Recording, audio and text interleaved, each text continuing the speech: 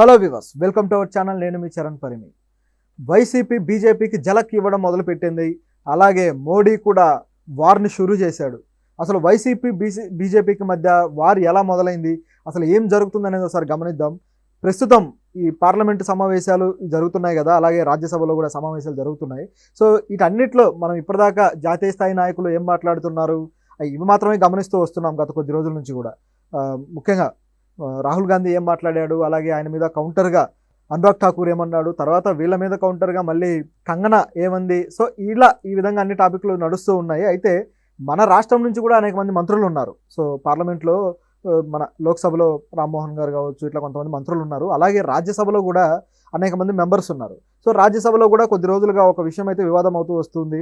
ముఖ్యంగా జయా బచ్చన్ గారు ఆవిడ భర్త పేరుతో కలిపి పూర్తిగా పిలవడము, దాని మీద అభ్యంతరం చెప్పడము. సో ఆవిడ అభ్యంతరం తెలియజేసింది. దాంతో తర్వాత మళ్ళీ మరుసటి రోజు ఆవిడే తన పేరుని అదేవిధంగా భర్త పేరుతో కలిపి చెప్పుకుంటే అందరూ నవ్వుకున్నారు కూడా. సో ఈ విధంగా రాజ్యసభలో లోక్సభలో అనేక జాతీయ స్థాయి నాయకుల విషయాలు జరుగుతూ ఉండగా ఇప్పుడు సడన్గా వైసీపీ రాజ్యసభలో ఏం చేసిందంటే వీళ్ళని వ్యతిరేకించడం మొదలుపెట్టింది బీజేపీని. సో బీజేపీని ఎందుకు వ్యతిరేకిస్తుంది, బీజేపీ అభిప్రాయాలకి ఒక్కొక్కటిగా మద్దతు తెలపకుండా నిరసనలు తెలియజేస్తూ కౌంటర్లు ఇస్తూ వస్తుంది వైసీపీ.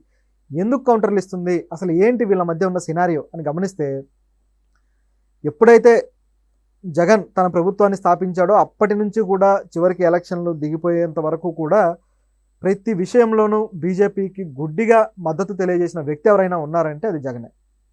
మొదటి నుంచి కూడా అసలు బీజేపీ ఎటువంటి చట్టాలు తీసుకొచ్చినా, ఎటువంటి సిస్టమ్ తీసుకొచ్చినా దానికి సరే అని చెప్పి గట్టిగా గుడ్డిగా ఓకే చెప్పిన వ్యక్తి జగన్ గారు. అంత క్లోజ్నెస్ మెయింటైన్ చేశారు. ఎలక్షన్ టైంలో అయితే బీజేపీ కూటమి ప్రభుత్వంలో ఉన్నా సరే, కూటమిలో భాగంగా ఉన్నా సరే వాళ్ళని విమర్శించలేదు. ఏమాత్రం బీజేపీ మీద కౌంటర్లు వేయడానికి రెడీ అవ్వలేదు. అంతెందుకు, కనీసం ఈ ప్రత్యేక హోదా విషయంలో కూడా ఇప్పటికీ కూడా బీజేపీ మీద ఒక మాట అనడానికి ధైర్యం లేదు. పూర్తిగా చంద్రబాబు గారిని అనగలుగుతున్నారు. గతంలో చంద్రబాబు గారు కూడా అంతే అనుకోండి. సో బీజేపీతో మాకే పొత్తు లేదని చెబుతూనే వాళ్ళ మీద కౌంటర్లు వేయడానికి సిద్ధపడలేదు. సో ఆ విధంగా వీళ్ళు నడిపించుకుంటూ వచ్చారు. అయితే వీళ్ళది అంతర్గతంగా ఉన్న ఫ్రెండ్షిప్ అనేది అందరికీ తెలుసు. తర్వాత అది బహిరంగం కాకపోయినా వీళ్ళ మధ్య చిన్నపాటి పరపొచ్చాలు వచ్చి ఇక గ్యాప్ క్రియేట్ అయిపోయింది అనేది ఇప్పుడున్న వార్త అనమాట. సో ఇది ఎందుకు జరిగింది ఏంటనేది గమనిస్తే మొన్న ఎలక్షనే దానికి కొంతవరకు కారణమైంది. ఆ ఎలక్షన్లో తీవ్ర స్థాయిలో దెబ్బతినడంతో ఇక వైసీపీ తేరుకుంది. ఇలాగైతే లాభం లేదు, మనం ఎటో ఒక వైపు స్టాండ్ తీసుకోవాలి. ఎందుకంటే రాష్ట్రంలో సమస్యల గురించి వీటికి కారణమయ్యే జాతీయ స్థాయిలో ఉన్న ఆ పార్టీ కావచ్చు, లేకపోతే కూటమిలో భాగమైన బీజేపీ కావచ్చు, ప్రతి ఒక్కరి మీద మనం విమర్శలు సంధించకపోతే ఇక మన పార్టీ మనుగడ ఉండదు. ప్రజల కోసం మనం పోరాడుతున్నామన్న నమ్మకం ప్రజల్లో కలిగించలేము అన్న భయం అయితే ఈ పార్టీకి పట్టుకుంది. సో దాన్ని బేస్ చేసుకొని వీళ్ళు పోరాటం మొదలుపెట్టిన తర్వాత ఢిల్లీలో మొన్న ధర్నా కూడా చేశారు. అయితే ఆ ధర్నాకి బీజేపీ మాత్రం హాజరవ్వలేదు.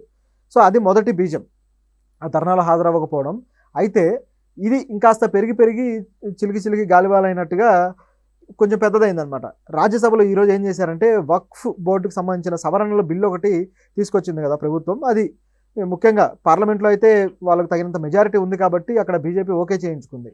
కానీ రాజ్యసభలో మాత్రం ఓకే చేయించుకోవడానికి వీళ్ళకు తగినంత బలం లేదు. కేవలం 11 మంది సభ్యులు తక్కువైపోయారు. సో అంటే కొంతమంది తమ టర్మ్ పీరియడ్ అయిపోవడం వల్ల వాళ్ళందరూ కూడా తమ పదవి నుంచి రిలీవ్ అవ్వడం జరిగింది. సో ఇక మిగతా కొత్త వాళ్ళు రావాలంటే మళ్ళీ ఎలక్షన్ జరగాల్సిన పరిస్థితి ఉంది. సో అది కూడా త్వరలో ఉన్నాయి. సో ఇదంతా సినారియో ఉండగా ఇప్పుడు ఈ బిల్లులు ఓకే చేయించుకోవడానికి ఏం చేద్దామా అని మల్లగుల్లాలు పడ్డ ఈ బీజేపీ సరే మొత్తానికైతే ఇక రాజ్యసభకి పెట్టడం జరిగింది.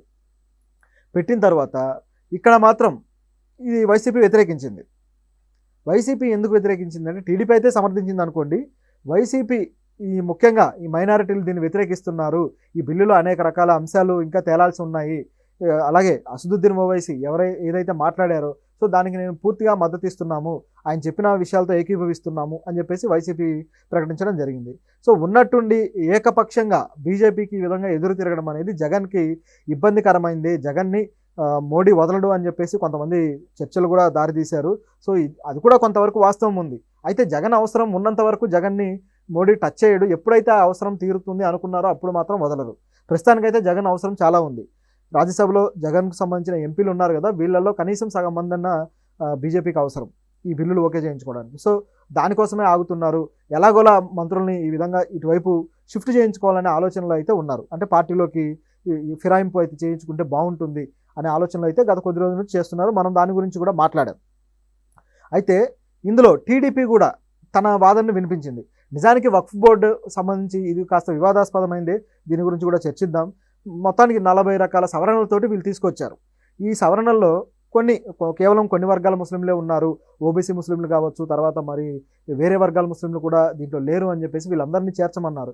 సో దాంతోపాటు ఈ భూములను దాతలు ఎవరైతే ఇచ్చారో వాళ్ళు ఒక ఉద్దేశంతో ఇస్తే ఆ ఉద్దేశాలు నెరవేరట్లేదు అనే వాదన కూడా వీళ్ళు ప్రతిపాదించారనమాట. దీంతోపాటు ఈ చట్టంలో ఇంకా అనేక విషయాలు, ముఖ్యంగా ఈ ఎక్కడైతే సరైన పత్రాలు లేని భూములు వక్ఫ్ బోర్డు తన స్వాధీనంలోకి తీసుకుంటుందో ఆ హక్కును కూడా రద్దు చేశారు.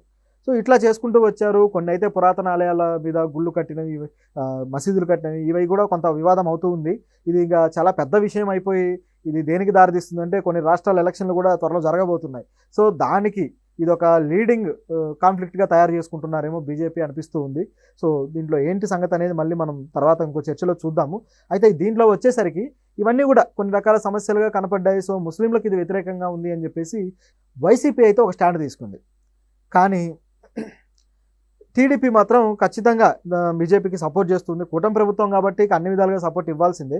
సో బీజేపీకి టీడీపీ నుంచి ప్రతినిధి టీడీపీ ఎంపీ హరీష్, సో ఈయన ఏమన్నారంటే ఈ బిల్లు కేవలం కొన్ని రకాల పారదర్శకత కోసమే తీసుకొస్తున్నాము, కొన్ని విషయాల్లో పారదర్శకత సరిగ్గా లేదు, దేనికైతే ఈ బిల్లు ఇది ఉపయోగపడుతుంది అని వక్ఫ్ బోర్డు కోసం ఎవరైతే నిధులు ఇచ్చారో, ఎవరైతే భూములు ఇచ్చారో ఆ నిధులు సక్రమంగా వినియోగించారో లేదా అనే విషయం కూడా పారదర్శకంగా లేదు. దాంతోపాటు ఈ బిల్లు రావడం వల్ల మహిళలకు కూడా మరింత మేలు జరిగే అవకాశం ఉంది. సో ఈ విధంగా మనం దీన్ని చేస్తే బాగుంటుంది. అయితే దీనిలో కొన్ని అభ్యంతరాలు ఉన్నాయి కాబట్టి దీన్ని సెలెక్ట్ కమిటీకి పంపించడానికి మాకు ఏమాత్రం అభ్యంతరం లేదు అని చెప్పేసి టీడీపీ ప్రతినిధి కూడా అన్నారు. అయితే దీని మీద వైసీపీ ప్రతినిధి ఒక మాట అన్నారు. YCP MP PV Mithun Reddy ఈయన ఏమన్నారంటే ఈ బిల్లు మీద ముస్లింల నుంచి తీవ్రమైన వ్యతిరేకత వస్తుంది, వాళ్ళకి ఇది కాస్త ఇబ్బందికరమైంది, అసదుద్దీన్ ఓవైసీ చెప్పిన వాటి అన్నిటికీ మేము అంగీకరిస్తున్నాము, సో వాటికి ఏకీభవిస్తున్నాము, కాబట్టి ఈ బిల్లును కేంద్రం వెనక్కి తీసుకోవాలి అని చెప్పేసి కేంద్రానికి కూడా డిమాండ్ చేశారు. సో ఇది చాలా స్పష్టంగా చేసిన డిమాండ్. ఒక రకంగా చూసుకుంటే జగన్ ధర్నా తర్వాత ఆ ధర్నాలో ఎక్కువగా కేవలం ఈ ఇండియా కూటమిలో ఉన్న సభ్యులే వచ్చారు. మెయిన్ జాతీయ పార్టీలైన కాంగ్రెస్ కానీ బీజేపీ కానీ వెళ్ళలేదు. అయితే ఈ ఇండియా కూటమి సభ్యులు రావడము, కాస్త జగన్ని మోటివేట్ చేయడము, ఇవన్నీ కూడా అతన్ని ఆయా కూటమి వైపు ఆకర్షితుని చేయడానికి, ఇన్ఫ్లుయెన్స్ చేయడానికే ఉపయోగించినట్టుగా కనిపిస్తుంది. సో ఇప్పుడు ఈ వ్యతిరేకత కూడా అదే విధంగా ఉందన్నమాట.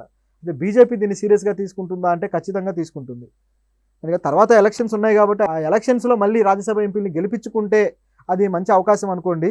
సో ఆ లోపు ఎలాగైనా ఈ బిల్లును ఓకే చేయించుకోవాలి కాబట్టి సెలెక్ట్ కమిటీకి పెట్టడానికి కూడా వీళ్ళు అంగీకరించారు. నిజానికి మోడీ అంత తేలిగ్గా వదిలే రకం కాదు, ఏదో రకంగా ఓకే చేయించుకునేవాడే. కానీ ఇప్పుడు పరిస్థితులు అనుకూలించట్లేదు కాబట్టి సెలెక్ట్ కమిటీలో ఇది అలా ఉంటుంది. తర్వాత తమకు తగినన్ని ఎంపీలు వచ్చిన తర్వాత మళ్ళీ తను చక్రం తిప్పి ఓకే చేయించుకోవాలన్న ఆలోచనలో అయితే మోడీ ఉన్నాడు. సో ఇదిలా ఉండగా తనకు తగినన్ని ఎంపీలు కానీ వచ్చారు అంటే ఫస్ట్ దెబ్బ పడేది ఎవరికయ్యా అంటే జగన్కే. మోడీని ఇంకోసారి మళ్ళీ తిరిగి కౌంటర్లు వేయనీయకుండా ఖచ్చితంగా జగన్ కేసులను కదిలించడము, మళ్ళీ ఆయనకు బెయిల్స్ రాకుండా చేయడము, మళ్ళీ ఆయన జైలుకి పంపించే ప్రోగ్రామ్ అయితే పెట్టుకుంటారు. ఆల్రెడీ మన సుప్రీంకోర్టు జగన్ కేసులు ఇంకా ఎంతకాలం సాగుతాయని చెప్పేసి మొట్టికాయలేసింది. ఇప్పటికే అనేక పిటిషన్లు పెట్టారు. సో అసలు ఇన్ని పిటిషన్లు మీరు ఎందుకు పెడుతున్నారని చెప్పేసి ఆ పిటిషన్లను కూడా ప్రశ్నించిందనమాట. సో ఈ విధంగా కోర్టు కూడా గట్టిగా సీరియస్గా ఉంది కాబట్టి చంద్రబాబు గారు కూడా తనను జైలుకు పంపించిన వ్యక్తిని మళ్ళీ జైలుకు పంపించడానికి మోడీని కన్విన్స్ చేసే ప్రోగ్రాంలోనే ఉన్నాడు గత కొద్ది రోజుల నుంచి కూడా. సో చివరికి ఇవన్నీ దారితీసి జగన్ని జైలుకు పంపించడానికే మార్గం చూపిస్తాయేమో అనిపిస్తుంది. సో ఆ విధంగా జరిగితే మాత్రం మళ్ళీ జగన్కి సింపతి క్రియేట్ అయ్యే అవకాశం అయితే లేకపోలేదు.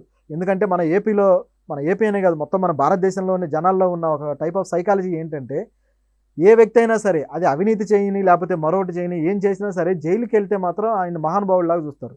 ఒక సింపతి అనేది చాలా అద్భుతంగా వర్కౌట్ అయ్యి ఎలక్షన్స్లో వర్కౌట్ అయ్యి దేశం ఏదన్నా ఉందంటే అది మన దేశమే. అవినీతి పరులు జైలుకి వెళ్తారు, సో వాళ్ళ మీద ఎందుకు మద్దతు తెలపాలి అనే కనీస కామన్ సెన్స్ కూడా ఉండదు ప్రజలకి. అంటే ఇప్పుడు ఈ నాయకుడు అని కాదు, ఏ నాయకుడైనా సరే గతంలో కూడా చంద్రబాబు గారు వెళ్ళినప్పుడు కూడా అనేకమైన ఆరోపణలు అవి ప్రజలు కూడా సింపతి చూపించడం చేశాం. కానీ ఆ కేసులో కూడా వాళ్ళు చేసిన అవినీతి క్లియర్గా ప్రభుత్వం చూపించింది.